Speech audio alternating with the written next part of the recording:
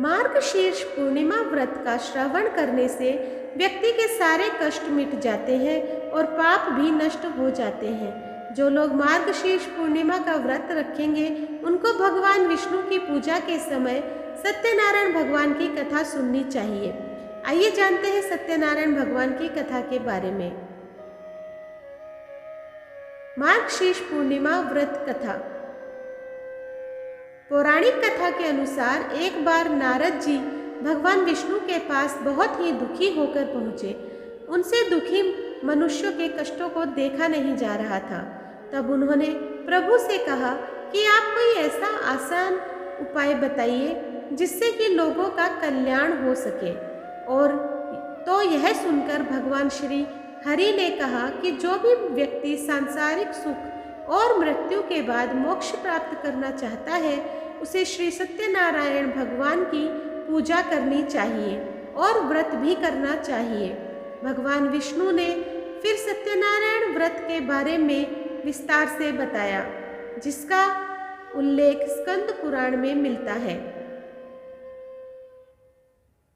इसके बाद जितने लोगों ने श्री सत्यनारायण भगवान की पूजा की और व्रत रखा उन सबकी कथा सत्यनारायण व्रत कथा में जुड़ता चला गया है। सत्यनारायण कथा का प्रारंभ भगवान विष्णु और नारद जी के वार्तालाप से होते हुए श्री हरि के सत्यनारायण व्रत एवं पूजन की विधि के वर्णन के साथ राजा उल्कामुख, गरीब लकड़हारा, निर्धन ब्राह्मण, साधु वैश्य, लीलावती, कलावती, धनवान व्यवसायी, राजा त्वग्ध्वज एवं गोपगणों की कथा तक है।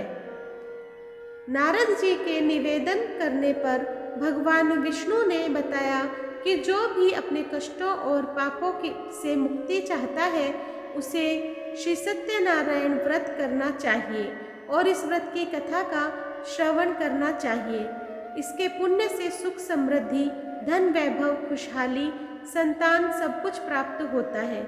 श्री सत्यनारायण भगवान की पूजा और कथा का श्रवण कोई भी कर सकता है।